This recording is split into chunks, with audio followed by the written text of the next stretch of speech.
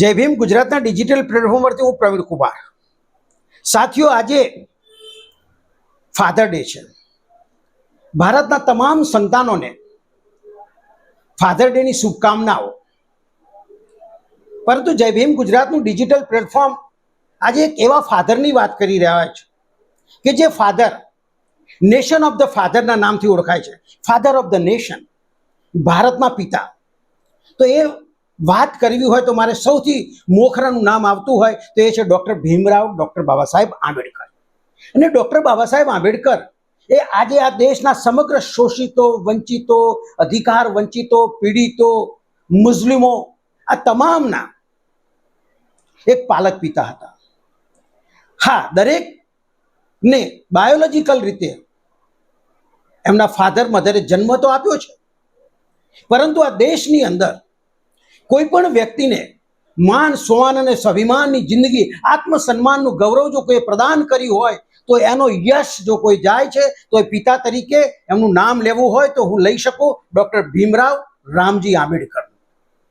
કદાચ ભારતની અંદર જે બહુજન સમાજના લોકો છે કે જે 3000 વર્ષથી આ દેશની અંદર ગુલામો હતા અને બદતર જિંદગી જીવતા હતા, એક અમાનવીય જિંદગી જીવતા હતા, એક પશુ કરતા બદતર હાલતમાં જીવન જીવતા હતા, એવા સંજોગોમાં, એવી વિપરીત પરિસ્થિતિઓની અંદર આ દેશના એક મહાનાયક, એક ફાધર કે જે એમના પોતાના 5 બાળકોનું બલિદાન આપી સમગ્ર દેશના 85 કરોડ કરતા વધારે બાળકોના જે પિતા બન્યા અને જેમને આત્મસન્માન અપાવ્યું, જેમને ગૌરવ પ્રદાન કર્યું, જેમને માન, સ્વાન અને સ્વાભિમાનની જિંદગી કરાવી, જેને ધનિક બનાવ્યા, આઈએસ બનાવ્યા, આઈપીએસ બનાવ્યા, સારા સારા હોદ્દા પર ઉદ્યોગપતિઓ બનાવ્યા.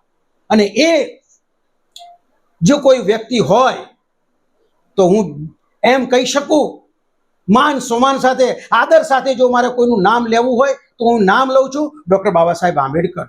કદાચ ભારતની અંદર ડૉક્ટર બાબા સાહેબ આંબેડકર ન આવ્યા હોત અને જો આપણા એ પાલક પિતા ન બન્યા હોત તો મને લાગે છે કે આજે પણ આ ભારતનો શોષિત સમાજ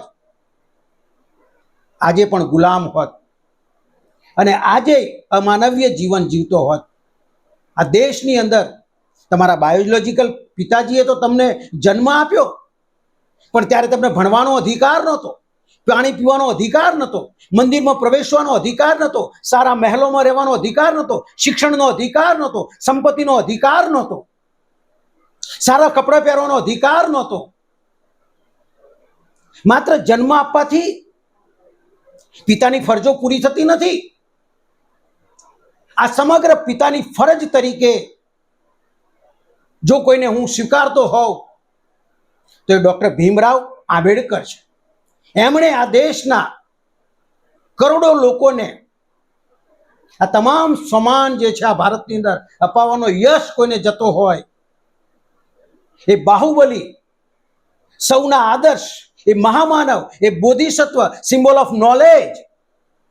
કેટલું કહેવું એમના માટે અને શું ના કહેવું, કેવી રીતે નવાજવા ફાધરને. મારી પાસે શબ્દો ખૂટ્યા છે.